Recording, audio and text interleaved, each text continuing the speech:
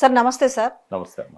తెలంగాణ ముఖ్యమంత్రి గౌరవనీయులు పూజ్యులైన రేవంత్ రెడ్డి గారికి ఆవేశం ఎక్కువైందా? ఆయన గుంపు మేస్త్రి అని ఒక నామకరణం చేసుకుంటూ తెలంగాణ ప్రజలు ఏమనుకుంటున్నారంటే ఒక కొత్త నామకరణం చేయాలనుకుంటున్నారు ఆయనకి ఆవేశం స్టార్ అని. అయితే ఆయనలో నాకు ఒక బాధగా అనిపించినట్టు అనిపిస్తుంది. అంటే బాగా ఫ్రస్ట్రేషన్ అనిపించింది. దాంట్లో తెలంగాణ తొలి ముఖ్యమంత్రి ప్రజల గుండెల్లో ఆయన చిరస్థాయిగా నిలిచిపోయిండు. ఆయన జాతిపితాన్ని పిలిపించుకుంటున్నాడు. అంటే మీన్స్ ఆయన పాపం ఆయనేం అడగల. ఈడ అయితే గీతే మా గురువు చంద్రబాబు అన్న కూడా జాతిపిత అనాలి తెలంగాణకు, కానీ అట్లెట్లా ఈడ కేసీఆర్ని అంటారని ఏమైనా ఫీల్ అయ్యిందా? ఏంటి ఓవరాల్ ఫ్రస్ట్రేషన్ ఏంటి? అంటే అడుగడుగున వైఫల్యాలు, అడుగడుగున ప్రజలను మోసం చేయడము, బట్టబయలు అవుతున్నది. ఇప్పుడు ఏంటంటే ఇది ఒక ఛాలెంజింగ్ టాస్క్. ఎందుకంటే మొన్న సర్పంచ్ ఎన్నికలలో గుర్తు లేదు కాబట్టి అందరు నా వల్లే గెలిచిందని చెప్పుకున్నా కూడా దానికి ఏ ఆధారాలు ఉండవు. కానీ ఇక్కడ ఏంటంటే గుర్తు మీద ఎన్నికలు జరుగుతున్నాయి. ఎంపీటీసీలు కానీ జెడ్పీటీ, ఇప్పుడు వాటిలాగానే మున్సిపల్ ఎన్నికల్లో కూడా అది వార్డ్ మెంబర్స్ కావచ్చు, లేదా డివిజన్స్ కావచ్చు, కౌన్సిలర్ వార్డ్స్ కావచ్చు, ఏవైనా కూడా.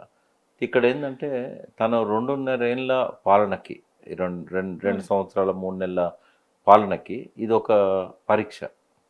ఇక్కడ ఏంటంటే ఆయన ఈ ఎన్నికల షెడ్యూల్ నోటిఫికేషన్ విడుదలైన కాడ నుంచి కూడా బాదరగా ఎన్నికలు జరపాలి, ప్రతిపక్షానికి సమయం ఇవ్వకూడదు, ఒక్క నిమిషం కూడా ప్రతిపక్షాన్ని దీని మీద ఫోకస్ చేయకుండా వాళ్ళని ఎంగేజ్ చేయాలి. ఏసీబీ కేసులలో కావచ్చు, లేకుంటే ఈ సిట్ విచారణ చేసినాక కూడా ఎందుకు ఫ్రస్ట్రేషన్ చేస్తున్నాడు కదా, ఆల్రెడీ ఎంగేజ్ చేసిండు, డైవర్షన్ పాలిటిక్స్ నడిపిస్తుండు, మంత్రుల మీద చేసిండు.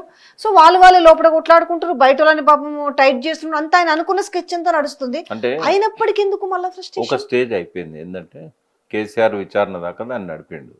What next? కేసీఆర్ విచారణ అయిపోయింది. ఇప్పుడు సరైన సమయం పోలింగ్కి పోవడానికి ఇంకో 4 రోజులు టైం ఉంది. ఈ టైంలో మీడియాను ఎంగేజ్ చేయాలి, ఈ టైంలో అందరి దృష్టిని మరల్చాలి. అంటే ఒక పీక్ స్టేజ్లో కనుక దాన్ని తీసుకెళ్ళగలిగితేనే ప్రజల దృష్టి అంతా కూడా ఎన్నికల మీద నుంచి దీని మీదకి పోతుంది. అక్కడేదో లాస్ట్ మినిట్లో పోయి నేను డబ్బులు ఇచ్చేయించుకోవచ్చు, చర్చనీయాంశం కాకూడదు. అంటే ఇది ఆయనకు జీవన్మరణ సమస్య అయింది. ఎందుకంటే ఈ ఎన్నికల్లో కనుక ఆయన పర్ఫార్మెన్స్ చూపెట్టకపోతే, కాంగ్రెస్ పార్టీని ఎక్కువ స్థానాల్లో గెలిపించకపోతే, తన వెంట ఉన్న వాళ్ళందరూ కూడా పునరాలోచనలో పడతారు. ఇంకా పార్టీని దించట్లేదు, మనమే దించేయాలన్న పరిస్థితి వస్తుంది ఆయనకు. ఆయన వదిలిపెట్టి వేరే పార్టీల సపోర్ట్తోని గవర్నమెంట్ ఫామ్ చేసే దిశగా అవసరమైతే వాళ్ళ దానిలో నుంచే ఒకరు ముఖ్యమంత్రి క్యాండిడేట్గా వచ్చే పరిస్థితి కనబడతా ఉంది. కాబట్టి ఈ పరిస్థితుల్లో ఫ్రస్ట్రేషన్ రాకపోతే ఏమవుతుంది? 10 ఏళ్ళు ఉండాలనుకున్నాడు, ఇంత తక్కువ సమయంలో దిగిపోయే పరిస్థితి వచ్చినప్పుడు ఏం చేస్తాడు ఆయన? జాతి ఇప్పుడు రావు వెలమాసిన అందరినీ కలిపి మీ జాత ఇంకా వద్దులే, ఎందుకంటే అగైన్ అవే మాటలు అనాలని లేదు. ఇప్పుడు వాళ్ళ దాంట్లో కూడా ఆల్మోస్ట్ ఒక 7 గెలిచిన వాళ్ళు ఉన్నారు, ఎమ్మెల్యేలు కావచ్చు, తర్వాత ఇంక్లూడింగ్ ఒక ఎమ్మెల్సీతో కలిపితే ఉన్నారు. దీంట్లో ఒక 6 మెంబర్స్ దాకా ఆల్మోస్ట్ దీంట్లో ఉన్నట్టున్నారు. అంటే ఇక్కడ ఈ కులాల మధ్య కీచులాటలాగా, ఈ కులాల మధ్యలో కుమ్ములాటలాగా ఎందుకు దీన్ని వైరాన్ని పెంచే ప్రయత్నం? అంటే ఇట్లా మాట్లాడడం వల్ల పతనం అవుతున్నది ఆయనే, ఎవరో కాదు. ఇప్పుడు కేసీఆర్ మీద ఆయన ఎన్ని బూతులు మాట్లాడినా, ఎన్ని రోత మాటలు మాట్లాడినా, ఎంత నీచమైన భాష మాట్లాడినా, ఎన్ని నీచమైన కుట్రలు చేసినా, కేసులు పెట్టించి జైలు పంపే పరిస్థితి తీసుకొచ్చినా కూడా ప్రతి క్షణము పతనం అయ్యేది ఆ మాటలు అన్నవాడు, ఆ చేతలు చేసేవాడే తప్ప నాకు నోటితో పిలవాలనిపిస్తలేదు ఆ పేరు. అదే ఆ రకంగా చేయడం వల్ల తనే పతనం అవుతాడు తప్ప ఈ సూర్యుని మీద ఉమ్మేస్తే ఏమైందమ్మా, ముఖం మీద పడుతుంది. ఇప్పుడు అదే జరుగుతుంది. కొంచెం ఆలస్యంగా పడుతుంది కావచ్చు, అది ఆ ఉమ్మి కొంచెం పైకి పోయి నడినెత్తి మీదనో ముఖం మీదనో పడుతుంది. కాబట్టి ఆ దశలో ఉన్నాడు ఇప్పుడు ఆయన. కానీ మరి ఇప్పుడు ఆయన తిడతాడు, నోటికి ఎంత మాట వస్తుందంటే చాలా మందికి ఆయన బూతులందరికీ కూడా ఊత పదాలు, అంటే ఆయన ఏం మాట్లాడతాడో అర్థమైపోయిన నేపథ్యంలో కనీసం ఆయన హార్వర్డ్కి వెళ్ళొచ్చిన తర్వాత ఇంకొంచెం ఏమన్నా బాగా మాట్లాడతాడేమో, 4 ఇంగ్లీష్ ముక్కలు ఏమన్నా మాట్లాడతారేమో అని జనాలు ఎక్స్పెక్ట్ చేసిరు. మాట్లాడతాడు. ఎవరన్నా ఎందుకు ఆయన నువ్వు ఇట్లా మాట్లాడుతున్నావు, నువ్వు ఒక మంచి కుర్చీలో కూర్చున్నావు కదా, జరగా కుర్చీకి విలువిచ్చి మంచిగా మాట్లాడరాదంటేనేమో కేసులు పెడతాడు. అంటే ఈ బూతులు అనేవి ఈ రాష్ట్ర ముఖ్యమంత్రి పేటెంట్ హక్కా, అంటే తీసుకుండా పేటెంట్ ఏమన్నా? అంటే ఒక స్థానం ఖాళీగా ఉండే, అబద్ధాలు చెప్పే వాళ్ళను గోబెల్స్ అనేవాళ్ళు, బూతులు మాట్లాడే వాళ్ళను ఇంతకుముందు ఎవరు కూడా వాళ్ళకు అటువంటి వ్యక్తి ఎక్కడ కనబడలేదు చరిత్రలో. అంటే రోత మాటలు బూతు మాటలు మాట్లాడి ఉన్నతమైన స్థానంలో ఉండి ప్రపంచంలో బహుశా ఆ ఖ్యాతి ఈయనకే దక్కుద్దేమో. కోర్స్ ఏమవుతుందంటే గాంధీ ఎంత ఫేమస్ అయ్యాడో నాజురామ్ గాడ్సే పేరు కూడా అంతే ఫేమస్ అయింది ఆయన Equal గా. చంపడం వల్ల. అవును. కాబట్టి ఆ ఓహో, అట్లా కాకపోతే నేను కూడా ఇట్లా సిమిలర్ గా అట్లా కాకపోతే ఇట్లా అయితే అంటే చరిత్రలో జాతిపిత కాకపోయినా బూతుపితో లేకపోతే కాదు జాతి కాదు, ద్రోహి. నాకు ఇప్పుడు అర్థమైంది. చరిత్రలో తెలంగాణ తొలి ముఖ్యమంత్రి కేసీఆర్ పేరు ఉన్నంత వరకు నా పేరు కూడా ఉంటది. ఏ రకంగా అయితే నా పేరు ఉండాలని, అంతేనా? జాతి పితలను ఎట్లయితే గౌరవిస్తారో నేను భూతిపిత, జాతి ద్రోహులను కూడా అట్లనే చరిత్రహీనులుగా చూస్తారు. ఎంత అసహ్యం అనిపిస్తుంది. తెలంగాణ ప్రజలు చూస్తున్నారు. రేపు ఏం నేర్చుకోవాలి, నేను ఎట్లా చూడాలి, నేను ఇంకో 10 ఏళ్ళు ఉంటానంటున్నావు. ఏ ఒక కాన్ఫిడెంట్ చెప్పు ఇట్లా బూతులు మాట్లాడా?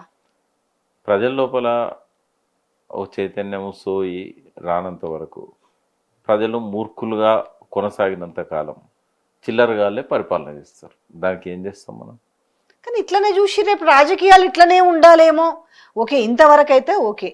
కానీ రేపు రాజకీయ నాయకులలో కూడా నేను ఈ మాత్రం బూతు మాట్లాడకపోతే, నేను ఇట్లా అరవకపోతే, నేను ఇట్లా తిట్టకపోతే నన్ను ఎవరు రేపు గుర్తించరేమో అనుకుంటే పరిస్థితి ఏందండి? రాజకీయాలు ఎట్లా పొల్యూట్ అయిపోతాయి? ఆ ట్రెండ్ స్టార్ట్ అయింది. నేను అందుకే ఒక 1.5 year నుంచి మెయిన్ స్ట్రీమ్ ఛానళ్లను పోవట్లేదు. ఎందుకంటే డిబేట్లో వస్తున్నారు కదా. వెనకట అన్న అన్న అని చెప్పి ఉద్యమకాలంలో వెనకాల తిరిగిన వాళ్ళు, ఉస్మానియా యూనివర్సిటీ లాంటి కాడ జేఏసీ ఉద్యమాలలో పాల్గొన్న వాళ్ళు కూడా ఈ స్కూల్లోకి వచ్చారు. ఇప్పుడు వాళ్ళకి సోయి లేకుండా మాట్లాడుతున్నారు, నీచమైన భాష మాట్లాడుతున్నారు. ఒకవేళ ఎప్పుడైనా పొరపాటున ఛానల్ వాళ్ళు ఇచ్చిన హామీ ప్రకారంగా అందులో కూర్చున్నా కూడా ఈ ముఖాలు కనబడంగానే నేను మైక్ తీసేసుకొని వెళ్ళిపోతున్నాను. ఎందుకంటే టాలరేట్ చేయడం మా వల్ల కావట్లేదు. ఎంత భయంకరమైన ప్రమాదం పొంచి ఉంది చెప్పండి. అదే మరి దాన్ని ఎవరైనా రేపు రాజకీయాల్లోకి రావాలనుకున్నా కూడా నేను ఇట్లయితేనే అవుతానేమనే ఒక ఎగ్జాంపుల్ కాదా ఇది? అదే ఆ ఎగ్జాంపుల్ సెట్ అయింది. అందుకే ఇవాళ ఎవరికి వాళ్ళు మేము ముఖ్యమంత్రులం అవుతామని చెప్పి కుటుంబాలను వదిలిపెట్టి, తర్వాత నమ్ముకున్న వాళ్ళని వదిలిపెట్టి కూడా పోయి ప్రయత్నాలు చేస్తున్నారు. ఏమున్నది, ఆయన రేవంత్ రెడ్డి ముఖ్యమంత్రి కాగా ఆయన కంటే తెలివైన వాళ్ళం మేము, ఆయన కంటే మాకు అన్ని రకాల హంగులు ఉన్నాయి, జరుగుతూ ఉన్నాయి. ఇప్పుడు నేను నిన్న మొన్న అంటే కొద్ది రోజుల నుంచి చూస్తున్నాను నేను సోషల్ మీడియాలో, ఆయన ఏ సామాజిక వర్గానికి సంబంధించిన వ్యక్తో అందరికంటే ఎక్కువగా ఆ సామాజిక వర్గానికి సంబంధించిన వాళ్ళు ఎక్కువగా బాధపడుతున్నారు. మనము మార్పు తెస్తామని చెప్పి మన పార్టీలకు అతీతంగా మన వర్గం అంతా కూడా ఈయనను పెంచి పోషించింది. ఈయన మన విలువను దిగదారుస్తున్నాడు, మన సామాజిక వర్గానికే మచ్చ తెస్తున్నాడు, ఈయనను మనం రాంగ్ సెలక్షన్ ఏమో అనే నిర్ణయానికి వచ్చినట్టుగా పెద్ద పెద్ద వాళ్ళు చెప్తున్నారు. అందులో క్యాబినెట్లో ఉన్న వాళ్ళు చెప్తున్నారు. బయట సోషల్ మీడియాలో మీరు కామెంట్స్ చూసినట్టయితే ఇంకా పరువు తీయకరని ఆయన మన వర్గానిది అని చెప్పి పైన పేరుంటుంది కదా మెసేజ్ పెట్టేవాళ్ళు, వాళ్ళే బాధపడుతున్నారు. నాకు ఈ నిన్నటి నుంచి అయితే నేను కామెంట్స్ చూస్తుంటా, ఎక్కువ కామెంట్స్ ఆ పర్టికులర్ సామాజిక వర్గం నుంచే వస్తున్నది. అంటే తనను మోసిన వాళ్ళే ఇవాళ బాధపడే సిచ్యువేషన్ తీసుకొచ్చాడు ఆయన. అంతేనా? దీనికి ఫుల్ స్టాప్ లేదా, కామాలేనా? మున్సిపల్ ఎన్నికల్లో ప్రజలు విజ్ఞతతో ఓటేస్తే ఫుల్ స్టాప్ ఉంటుంది. ఒకవేళ ఇంత చేసినా కూడా వాళ్ళకు ఇప్పుడు నష్టం ఎవరికమ్మా? ఇప్పుడు మాటలు గాల్లో కలిసిపోతాయి, మాటలతో చరిత్రను మారుస్తారా? అబద్ధాలు చెప్తే చరిత్ర మారుతుందా? ఇప్పుడు నేను చరిత్రకారుణ్ణి, నేను తెలంగాణ ఉద్యమాల చరిత్ర రాశాను. ఇవాళ లక్షలాది మంది స్టూడెంట్ చేతుల్లో అదే పుస్తకం ఉంది, తెలంగాణ ఉద్యమాల చరిత్ర. ప్రతి ఎగ్జామ్లో అల్ల నుంచే క్వశ్చన్స్ వస్తున్నాయి, రాస్తున్నారు. పరీక్ష పేపర్ దిద్దే వాళ్ళు కానీ, పరీక్ష పేపర్ తయారు చేసే వాళ్ళు కానీ వాళ్ళు థరో ఉంటున్నారు. ఇప్పుడు నేను నాకు నచ్చలేదని చెప్పి చరిత్రలో నేను విలన్లను హీరోలుగా, హీరోలను విలన్లుగా చూపెడితే జనం ఆదరించే వాళ్ళ? చరిత్ర అనేది చెరపలేనిది. చరిత్రను సృష్టించవచ్చు కానీ చరిత్రను మార్చలేము, చరిత్రను మట్టుబెట్టలేము. ఎందుకు ఆయనకు నిద్ర పడతలేదా? కేసీఆర్ ఒక ఉద్యమకారుడు, సో ఆయన సావు నోట్లో తలకాయ తెచ్చిపెట్టిండు, ఆయన నిరాహార దీక్ష అంత కళ్ళ ముందు కనపడుతున్న చరిత్ర, అదేమి ఆయన తెలియదేమో కానీ మరి చరిత్ర ఏమైనా చెరిపేస్తే చెరిగేదా? ఆయన పాపం చెరుపుదామని ఎంత ప్రయత్నం చేసినా కూడా చెరపలేకపోతున్నానని బాధ, అందులో నా పార్ట్ తెలంగాణ రావడానికి నా పార్ట్ కొంచెం కూడా లేదే అని ఒక ఫ్రస్ట్రేషనా? అరే ఘోరంగా ఈరోజు ఇంత డిస్కషన్ జరుగుతుంది అంటే నువ్వు మాట్లాడినా వెళ్ళిపోయినావు కావచ్చు, నీకు ఎవరైనా స్క్రిప్ట్ ఇచ్చిరో, నువ్వు ఓన్గా మాట్లాడినావో, ఏం జరిగిందో తెలుసు, కానీ దాని వెనకాల ఉన్నాయి కూడా బేర్ చేయాలి కదా. ఇప్పుడు మేము ఎందుకు వచ్చినామో తెలంగాణ ఉద్యమంలోకి, నేనైనా జయశంకర్ సార్ అయినా, అవును. 96లో ఆయన అప్పటికే 65 ఏళ్ళు దాటిన వ్యక్తి. నాకు వృద్ధాప్యంలో ఉన్న నేను ఇప్పుడు నేను ఏం చేయాలని కూడా అన్నాడు ఆయన. అని సార్ ఈ తెలంగాణ విముక్తి కాకపోతే ఇప్పుడు రోజుకు 10 మంది రైతులు ఆత్మహత్యలు చేసుకుంటున్నారు. దేశానికి అన్నం పెట్టే రైతు ఆత్మహత్య చేసుకునే పరిస్థితి వచ్చింది. రోజుకి ఇద్దరిని బూటకపు ఎన్కౌంటర్లో చంపేస్తున్నారు. ముక్కుపచ్చలారని విద్యార్థులను కూడా కంబైన్డ్ స్టడీ చేయడానికి వచ్చిన వాళ్ళని కూడా పట్టుకుపోయి కాల్ చేస్తున్నారు. అంటే ఎక్కడ చూసినా కూడా పంట పొలాలు బీళ్లుగా మారిపోయినాయి, బీడు భూములు అవుతున్నాయి. ఆ, 1,31,00,000 ఎకరాలలో పంటలు పండించే రైతులు ఇవాళ అప్పుల పాలై వాళ్ళకి అప్పు ఉట్టలేని పరిస్థితుల్లో పెరుగన్నంలో పురుగు మందు కలుపుకొని చచ్చిపోతున్నారు. దూలాలకు శవాలై వేలాడుతున్నారు. గజ్వెలు తర్వాత సిరిసిల్ల లాంటి కాడ నేసిన చీరలు అమ్ముడు పోక వాటినే ఉరిపెట్టుకొని చచ్చిపోతున్నారు పద్మశాలీలు. నగలు చేసే గోల్డ్ స్మిత్లు తేజాబు దాగి చచ్చిపోతున్నారు మార్కెట్ లేక. వాళ్ళకు నగలు ఇప్పుడు ఒక ఊర్లో పంటలు పండితేనే మిగులు ధాన్యం ఉంటుంది, మిగులు డబ్బు ఉంటుంది. ఆ డబ్బుతోనే ఒక ఉప్పరాయన దగ్గర పోయి మేస్త్రి దగ్గర పోయి ఇల్లు కప్పించుకుంటారు. ఆ డబ్బుతోనే కుమ్మరాయన దగ్గర పోయి కుండలు కొంటారు, లేకపోతే వస్తువులు కొంటారు.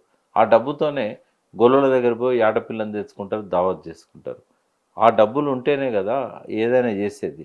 ఆ వ్యవసాయమే అంతరించిన తర్వాత గ్రామీణ ఆర్థిక వ్యవస్థ మొత్తం పతనమైపోయింది. నీళ్లు లేవు. 1000 ఫీట్లు తవ్వినా కూడా ఒక చుక్క నీరు పడతలేదు. కృష్ణా గోదావరి నదులు గలగల తరలిపోతున్నాయి. మన వాళ్ళంతా కూడా బొంబాయి దుబాయ్ బొగ్గుబాయి బతుకులు అయిపోయినాయి. ఈ వలస బతుకులతోని ఎవరు సుఖంగా లేరు. మరి దీనికి పరిష్కారం తెలంగాణ అనుకున్నప్పుడు చావోరేవో తేల్చుకుందామని చెప్పి మంచి ఇన్కమ్ ఉండి అడ్వకేట్ ప్రొఫెషన్లో నేను సక్సెస్ఫుల్ లాయర్గా కొనసాగుతున్న నేను కానీ ఎంతోమంది ఆ రోజుల్లో త్యాగాలు చేసి ఈ తెలంగాణ కోసం నిలబడ్డాం. అంటే ఇప్పుడు మళ్ళీ వెనుకకు పోయి మళ్ళీ ఆ కరువులు రావాలా, మళ్ళీ వలసలు కావాలన్నా, మళ్ళీ ఆత్మహత్యలు కావాలన్నా, మళ్ళీ ఎన్కౌంటర్లు కావాలన్నా, ఏం ఆశించి ముద్రలు చెరిపేస్తారంటున్నారు? ఇక్కడ చెరిపేసే ముద్ర కేసీఆర్దా, లేకుంటే తెలంగాణ కేసీఆర్ ముద్రలు చెరిపేయాలంటే మళ్ళీ ఆత్మహత్యలు రావాలి, మళ్ళీ పంట భూములన్నీ కూడా నీళ్లు లేక బీడు భూములు కావాలి, మళ్ళీ బావులలో కానీ బోర్లలో కానీ 1000 ఫీట్లు పోయినా కూడా చుక్క నీరు పడద్దు, మళ్ళీ రైతన్నలు ఆత్మహత్యలు చేసుకోవాలి, మళ్ళీ తేజాబు దాగి గోల్డ్ స్మిత్ చనిపోవాలి, వృత్తికారులకు పని లేక గోరటెంకన్న పాటలో చెప్పినట్టుగా మళ్ళీ ఇక్కడికి వచ్చేసి కూలీలుగా మారాలి, అడ్డ కూలీలుగా, మళ్ళీ పద్మశాలీలు వందల సంఖ్యలో ఉరిపెట్టుకోవాలి. ఇదేనా కేసీఆర్ ముద్రలు చేరిపోయడం అంటే? తెలంగాణ ముద్రలను మార్చేసిండు కదా కేసీఆర్. ఏమంటాం ఆయనను? మనసులో నిలుపుకోమా? ఇప్పుడు సూర్యుడిని చూపెడితే ఏళ్ళు చూసినట్టుగా ఏమన్నా ఆయన లోపల వ్యక్తిగత లోపాలు ఉంటే ఉండొచ్చు. అవి కాదు కదా ప్రధానము.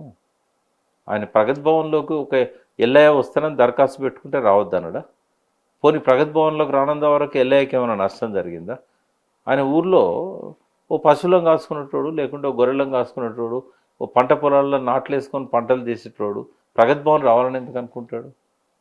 ఉద్యమకారులు ఉన్నారు, లక్షల సంఖ్యలో ఉన్నారు. నేను అడిగిన కేసీఆర్ గారిని, ఉద్యమకారులను మీరు ఆదరిస్తలేరని ఒక వ్యతిరేకమైన విమర్శ ఉన్నదని సీఎం ఉన్నప్పుడే అన్నా.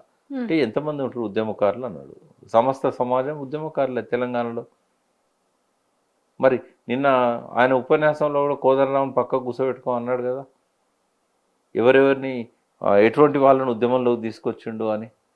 మరి అది అంటే కోదండరాం ఒక్కడే కాదు కదా, వెనకాలన్నది బీఆర్ఎస్ఏ కదా.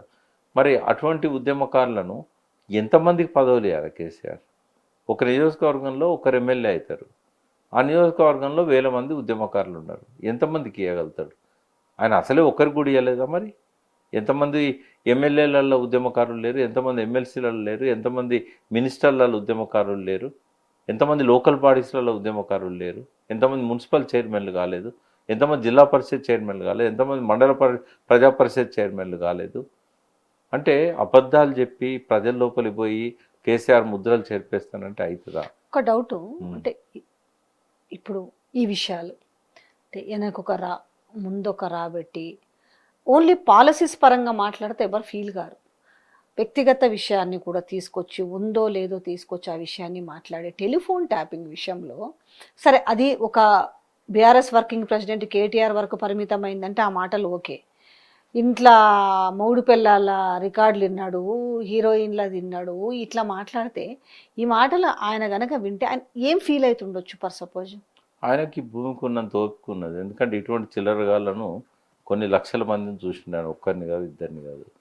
ఇటువంటి వాటికి ఆయన స్పందించడు, ఇటువంటి వాటిని పట్టించుకోడు. ఇటువంటి వాళ్ళకు ఏ రకమైన గౌరవం కానీ విలువ కానీ ఆయన దగ్గర లేదు. ఆయన ఇటువంటి వాటి గురించి అసలు ఎన్నడూ స్పందించడు కూడా. ఎందుకంటే ఇప్పటిదాకా మనిషి పేరు కూడా ఆయన నోట్లోంచి మనం వినలేదు. అంటే ఏ స్థాయి ఉన్నదో ముఖ్యమంత్రి గారికి ఆయన దృష్టిలో అనేది అర్థం కావాల్సిన అవసరం. ఆ పేరు పలకటం లేదు కాబట్టి ఇట్లా ఆ ఫ్రస్ట్రేషన్ కూడా ఉన్నది, ఆ ఫ్రస్ట్రేషన్ కూడా ఉన్నది. ఒకవేళ ఇప్పుడు ఇంటెలిజెన్స్ ప్రకారం చూసుకుంటే మున్సిపల్లో చాలా భారీ ఫెయిల్యూర్గా కనపడుతున్నట్టుగా తెలుస్తుంది. నిజంగానే అనుకున్నట్టుగా భారీ ఫెయిల్యూర్ కనుక వస్తే ఏ విధంగా ఉండబోతుంది రాజకీయ ముఖ చిత్రం కాంగ్రెస్ పార్టీది? అంటే ఈయన ఎటువంటి అంటే ఏమైనా చేసి ప్రజలను కొనాలనుకుంటాడు. జూబ్లీహిల్స్లో మనం చూసాం, 36 గంటల ముందు ఏ ఛానళ్ళు చూసినా కూడా 3% 4% ఓట్స్ తేడాతోని గెలవబోతున్నది బీఆర్ఎస్ అని చెప్పారు. ఒక్క ఛానల్ కూడా వాళ్ళ సొంత ఛానల్ కానీ వాళ్ళ సొంత వాళ్ళ ఇంటెలిజెన్స్ కూడా వాళ్ళు 11% తేడా ఉంటట్టున్నది బీఆర్ఎస్ కాంగ్రెస్కు, బీఆర్ఎస్ గెలుస్తున్నదని చెప్పారు. రాత్రి మార్చేశాడు. నాకు గుర్తున్నది, ఒక్క రాత్రే మొత్తం ఒకవేళ ఇంటికి తాళం వేసి ఉంటే కూడా గోడ మీకెళ్ళి నోట్ల కట్టలు విసిరేశారు, చీరలు విసిరేశారు. అంత పకడ్బందీగా ఎలక్షన్ మేనేజ్మెంట్ చేయగలిగారు. కాబట్టి ప్రజలు వాళ్ళ మనస్సాక్షిగా ఓట్లేస్తారనేది ఇంకా నాకు అనుమానంగానే ఉంది. ఎందుకంటే ఇందాకనే ఒక ఛానల్లో అన్నా నేను, అదే అక్కడ మాటలు మాట్లాడినా ఇక్కడ ఒక పాటలో వాక్యాలు చెప్తా. సిరివెన్నెల చనిపోయి ఎక్కడున్నాడో తెలియదు కానీ ఒక గొప్ప మాటలు చెప్పాడు. నిగ్గదీసి అడుగు ఈ సిగ్గులేని జనాన్ని, అగ్గితోటి కడుగు ఈ సమాజ జీవోత్సవాన్ని, మారదు లోకం మారదు కాలం, దేవుడు దిగి వచ్చిన అని చెప్పి అంటాడు ఆయన. ఎవరు ఏమనుకున్నా ఎప్పుడు మారుతారో. ఎందుకంటే మాలాంటి వాళ్ళకు మనము ఇటువంటి జనం కోసమా మనం ఇంత కష్టపడి తెలంగాణ తెచ్చుకున్నది. నాలాంటి వాడు అడ్వకేట్ పొజిషన్ త్యాగం చేసి మళ్ళీ కోటేసుకోలేదు నేను తెలంగాణ ఉద్యమంలోకి వచ్చాక. మనకు వచ్చే అన్ని రకాల ఇన్కమ్ సోర్స్ను దెబ్బతీసుకొని కష్టాలు పడి రోజుకొక గండంగా బతికి తిండికి లేని రోజులు ఉన్నాయి. కారులో పెట్రోల్ పోసుకోవడానికి వీలుగా కారు నెలల కొద్ది మూలో పెట్టిన రోజులు ఉన్నాయి. జీతం ఇవ్వకపోతే డ్రైవర్ పారిపోయిన రోజులు ఉన్నాయి. అష్ట కష్టాలు పడి ఎన్ని శ్రమ కోర్చి ఇలా తిరగని ఊరు లేదు.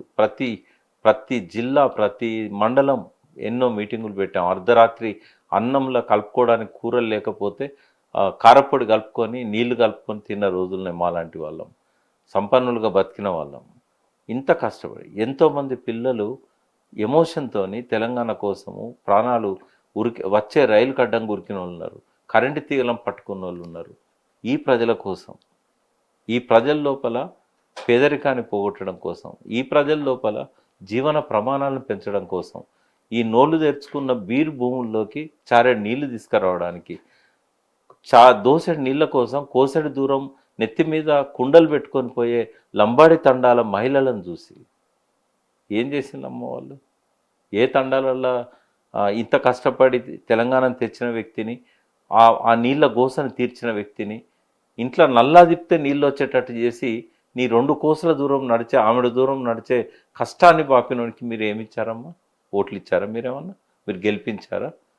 సింగరేణిలో ఎన్నలేనన్ని డిపెండెంట్ జాబ్స్ కానీ, డివిడెండ్స్ కానీ, లాభాలలో వాటాలు కానీ వాళ్ళని కన్న బిడ్డల్లాగా ఆదరించాడు కదా.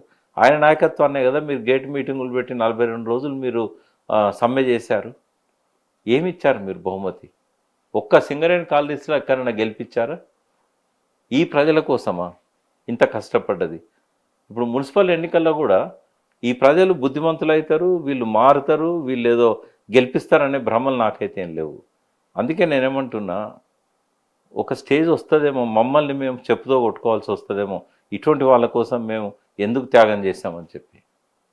ఆ సిగ్గు లజ్జ శరం ఏమన్నా ఉంటే మోసం చేసుకోవడానికి ఓటేయకండి.